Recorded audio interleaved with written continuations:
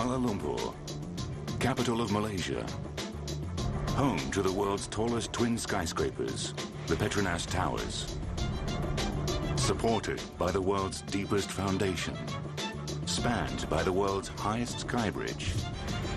Over $1 billion worth of concrete, steel and glass went into their epic construction that took almost 8 years. The Petronas Towers are not only marvels of engineering, they're uniquely Malaysian icons for the 21st century.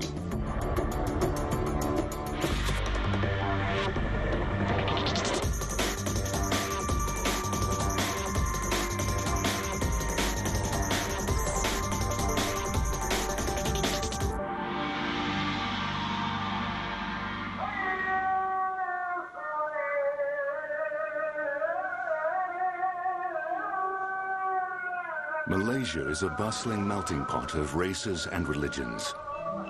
25 million Malays, Indians, Chinese, and other ethnicities live side by side in a predominantly Islamic society.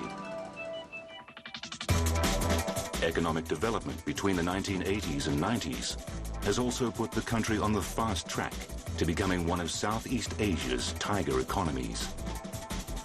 One major beneficiary of this prosperous time is Malaysia's capital city, Kuala Lumpur, the heart of the country's industry and commerce.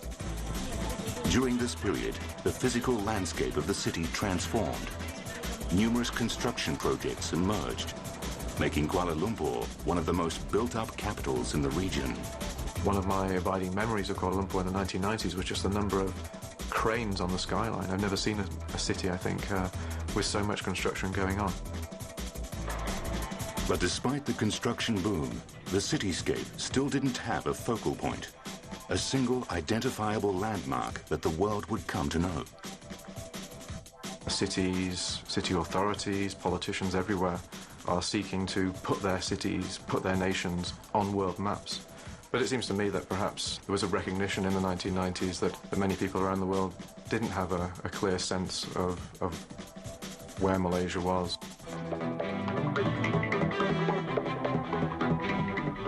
The Malaysian government sought to rectify this and let the world know they were a true global player. They needed to build a first world icon grand enough to announce their arrival on the world stage.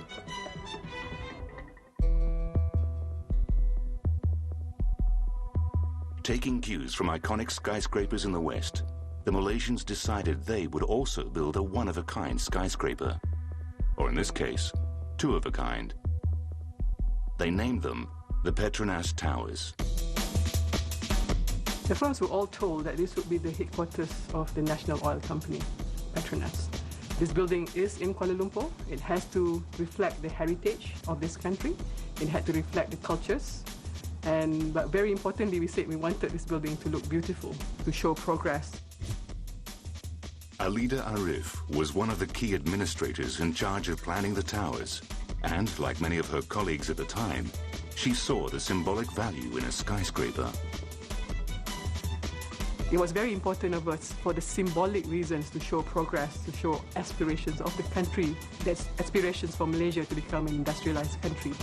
The design of the tower, in particular because of its heights, is sort of reaching for the sky image, seems to depict that aspiration.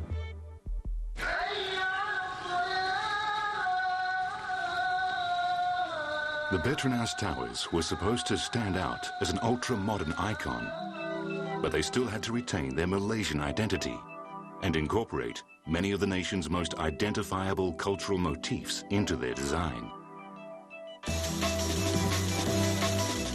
With this brief in mind, a competition was launched worldwide for top architectural firms to submit design ideas. The winning entry eventually comes from Cesar Pelli, the world-renowned Argentinian architect. I thought that the request that we connect the building with Malaysia was a very good request. And we explored quite thoroughly Malaysian traditions, Malaysian buildings, Malaysian crafts to capture the essence of what Malaysian means in a building. took his inspiration from what he saw all around Kuala Lumpur. He reinterpreted the symmetrical patterns of classic Islamic architecture and integrated them into the design of the ultra-modern Twin Towers. As a result, bridging the gap between technology and tradition. A concept he used to further emphasize the tower's presence as a gateway. In the brief, we were requested to build 2 towers to form a gateway. Most of the other competitors did towers of varying sizes. But as I was trying to seek a symbolic quality in these towers, I quickly realized that having them in a pair, symmetrically placed, the symbolic value of those towers strongly increased.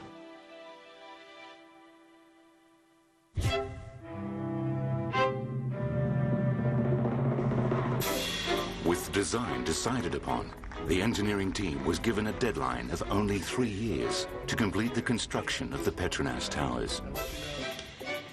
It was an ambitious timeline, and to achieve it, they'd have to build the towers faster than any skyscraper construction anywhere in the world. Even more challenging, the Malaysian builders had no prior experience constructing a super skyscraper. To top it off, one more challenge was thrown to the design and engineering teams. The question was actually asked by then the Prime Minister, Tun Dr. Mahathir, what would make it the tallest building in the world? And Pelly thought about it and he said, you probably add another 10 meters or so. And we were struck by the point that that's all that it would take to make it the tallest building. And yes, okay, so make it so. Suddenly, the Malaysians were not only faced with building a mega skyscraper for the first time, they were also about to construct the world's tallest buildings.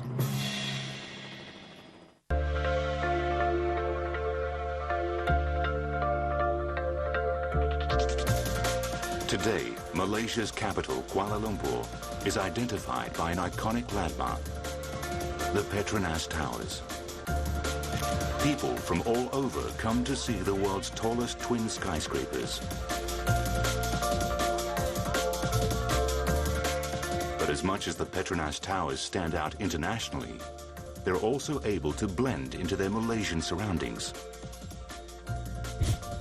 This is the result of a strict brief given to Argentinian architect Cesar Pelli.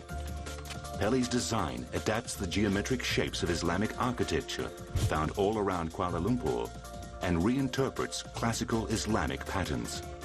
That decorative elements of the towers, floor patterns, wall patterns, that incorporated not only Islamic traditions of the design, but many specifically Malaysian crafts and decorative elements.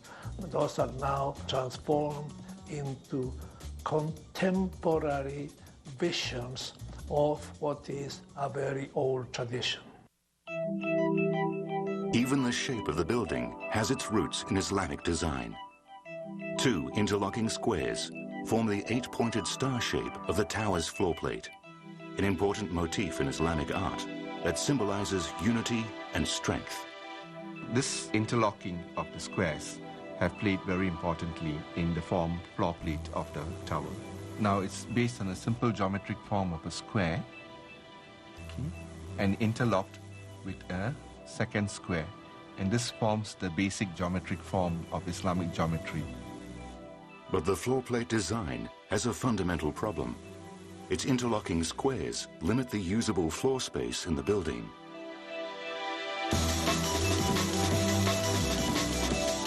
A solution is quickly found. We slowly changed it by adding 8 semicircular lobes into a 16th lobed star. This is now a very efficient floor plate. To explain this further, Caesar proposed that at the intersections of these squares, he proposed circulars, and that's how the floor plate got projected out, and we have a sharp edge, a rounded edge, a sharp corner, a rounded corner.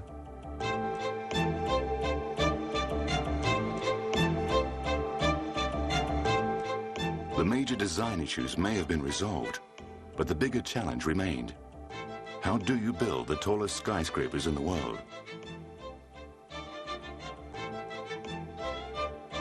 Back in the 1990s, the country's tallest building was a mere 60 stories. Constructing a skyscraper at a record-breaking 88 stories would be a tall order for Malaysia. There was a lack of experts with the depth of experience needed for a project of this scale.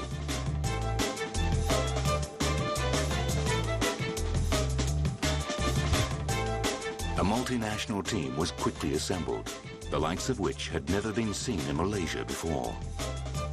This was very much a multinational effort. We had the English, we had the Scots, we had the Americans, we had the Canadians, we had the Japanese, we had the Koreans, we had the Chinese. You know, almost every single country was represented in one form or another. So it wasn't just a local effort.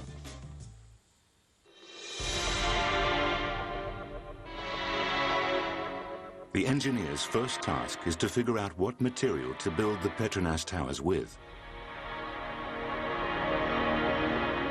Skyscrapers are usually built with steel, but steel is not only an expensive material, it's something Malaysia is short of and also unfamiliar with. Now, if these towers were constructed in America or in Japan, they definitely would have been steel structures. To build the towers this tall, using mostly steel, would have blown the budget sky high.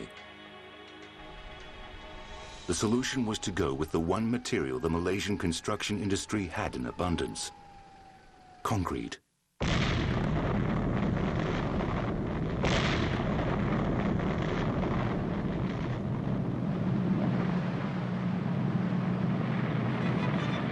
Chris Landry is a concrete supplier who knows very well what the challenges are with using this material. The Twin Towers took approximately 180,000 metres of concrete. That's a fair volume of concrete in any structure. Every metre of concrete uses approximately 2 tonne of material, and we were pouring 24 hours a day, so you can just imagine the volume of material that was going through the actual site.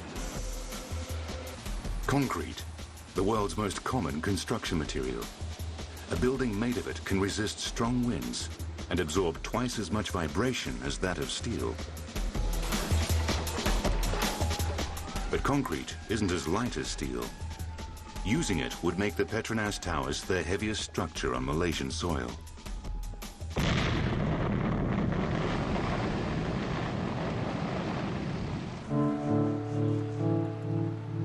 The combined weight of the towers reaches a staggering 600,000 metric tons, the equivalent of almost 4,000 jumbo jets. Needless to say, their tremendous weight also meant tremendous pressure on the ground beneath. We are talking about loads, mega loads. Here we have each tower's loads which are close to about 300,000 metric tons. So under such loads, with such mega building, we would need a huge and a large foundation to carry this building. To cope with the crushing pressure generated by the weight of the tallest towers in the world, engineers realized they'd have to plan and build the world's deepest foundation.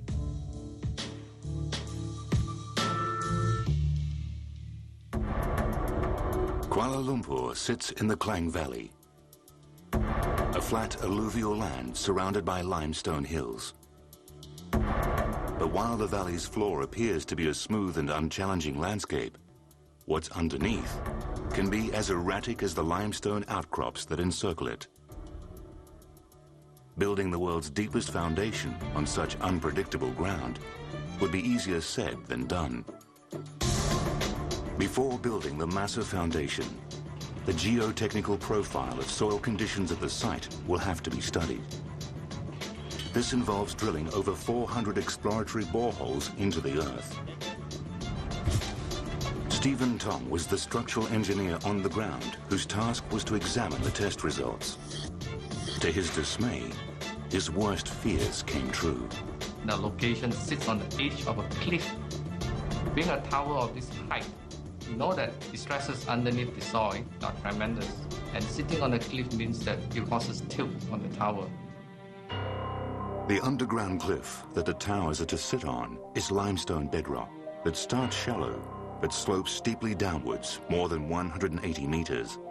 Normally, limestone is good soil and it's rock. It provides a good end bearing for foundation. But in this case, the limestones have cavities in it, and that poses a soil problem. Over time, the problematic limestone bedrock can result in unevenness and cause the towers to tilt dangerously. The engineers broaden their investigation around the site. They discover stable terrain 60 meters away from the original location. By moving the site to the new location, the towers avoid problematic bedrock and anchor firmly on stable soil. A massive concrete raft will now be constructed and laid across steel pilings, drilled some 125 meters into the ground.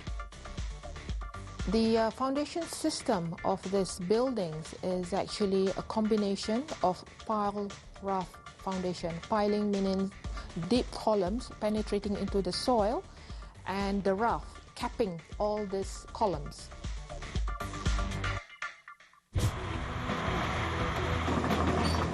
To prepare the ground for the foundation, an army of builders and digging machines are brought in to excavate the initial depth. Even a large underground stream is no match for these diggers. Powerful water pumps are used to turn the stream into a mere puddle. Pilings are driven firmly into the ground to form the skeleton of the foundation. To fill the 4.5-meter thick foundation skeleton, over 13,000 cubic meters of concrete is required, the same volume as 5 Olympic-sized swimming pools.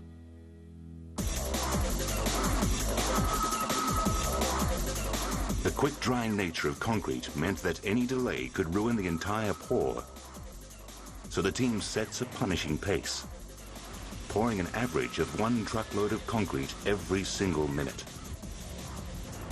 The pouring goes like clockwork from day to night. Not even a strong tropical storm can stop the men from continuing their work.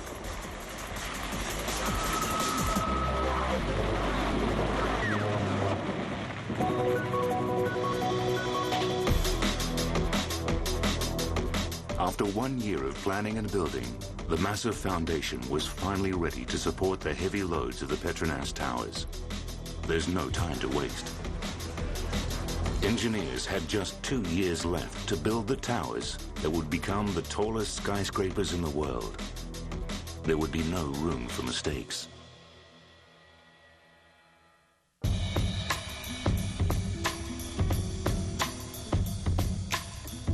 Among the most distinctive features of the Petronas Towers are the pinnacles, twin spires that form the apex of Kuala Lumpur's famous landmark. They stand 452 meters above the Earth's surface, crowning the world's tallest twin towers.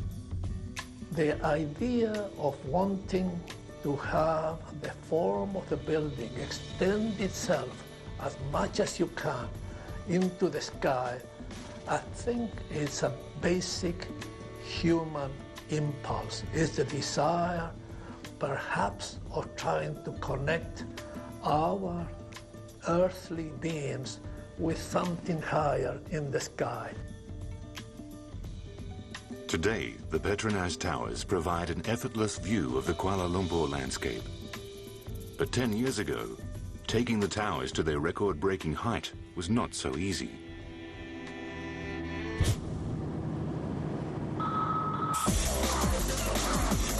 During the construction of the towers, building each floor of the 88-story skyscraper was back-breaking work with no margin for error.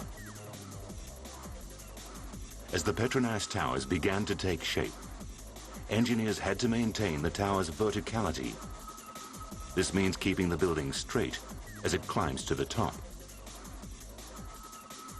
A deviation of even millimeters can cause the skyscraper to lean. Building crews were also in the race against time. They had only 2 years to complete the construction of both towers. To meet this tight deadline, planning managers realized they had to build one floor of the Petronas Towers every 4 days. We were looking at a 4-day cycle per floor, and that is very, very fast. Even today, that is still among the highest rate of construction in any of the tall buildings anywhere around the world.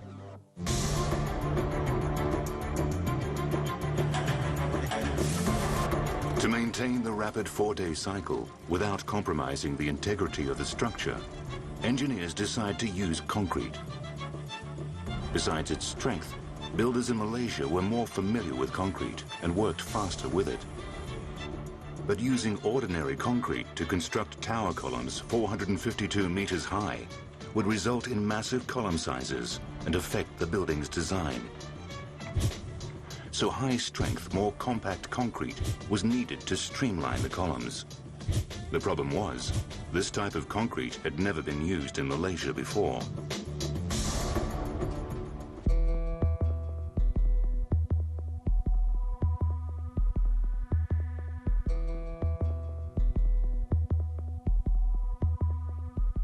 Engineers brought in high-strength concrete experts, like Simon Jeffrey, to push the concrete mix to unprecedented strength levels. Here's our compression machine. This machine can compress up to 3,000 kilonewtons.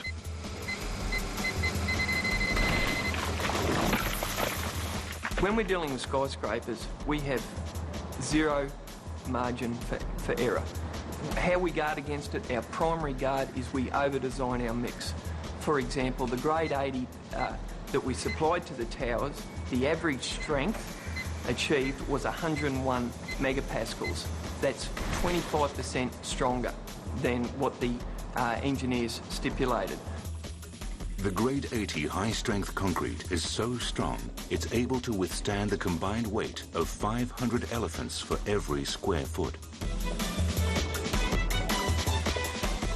The engineers were now not only able to build really fast, but also create a concrete monolith stronger than most skyscrapers. But the outer cosmetic beauty of a skyscraper is just as important as its inner strength.